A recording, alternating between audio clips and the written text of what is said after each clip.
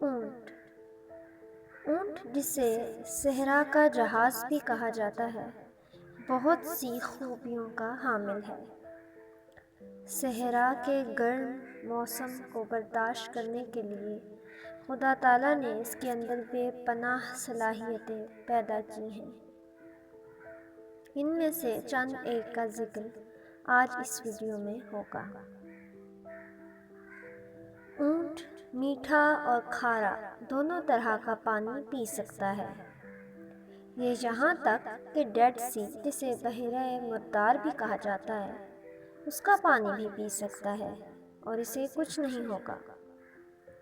اس کی بڑی وجہ یہ ہے کہ اونٹ کے گردے پانی کو فلٹر کرتے ہیں۔ وہ پانی سے نمک کو الگ کر کے اسے پینے کے لیے موزوں تازہ پانی میں تبدیل کر دیتے ہیں۔ اسی طرح اونٹ کانٹے بھی کھاتا ہے، لیکن یہ اس کے معدے یا آنتوں کو نقصان نہیں پہنچاتے، کیونکہ اللہ نے اس کا لعاب کانٹوں کو ایسے گھلا دینے کے قابل بنا دیا ہے جیسے کہ تیزاب۔ اسی طرح اگر اونٹ کی آنکھوں کی بات کی جائے تو اونٹ کی آنکھوں کے اوپر دو پلکیں ہوتی ہیں، ایک پتلی اور شفاف، جبکہ دوسری موٹی اور گوشت دار۔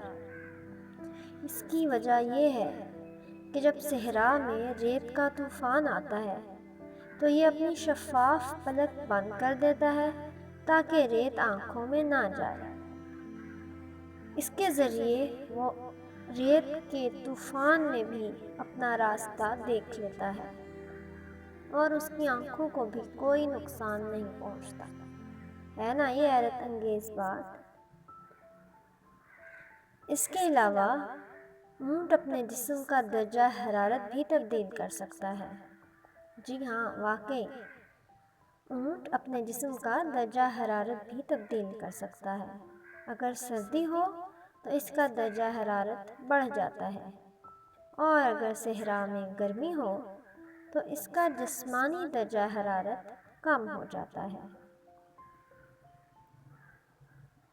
اس خوبصورت اور حیرت انگیز جانور کی یہ خصوصیات واقعی متاثر کن ہیں اور اسے اس قابل بناتی ہیں کہ یہ صحرا کی گرمی کو برداشت کرتے ہوئے اپنا سفر جاری رکھتا ہے، اور اسی لیے تو اسے صحرا کا جہاز بھی کہا جاتا ہے۔ خدا تعالیٰ نے اونٹ میں بے شمار خوبیاں اور صلاحیتیں اسی وجہ سے پیدا کی ہیں تاکہ یہ جانور اس جگہ میں بہت اچھی طرح سے اپنی زندگی بسر کر سکے اور انسان کو سہولیات بھی میسر کر سکے۔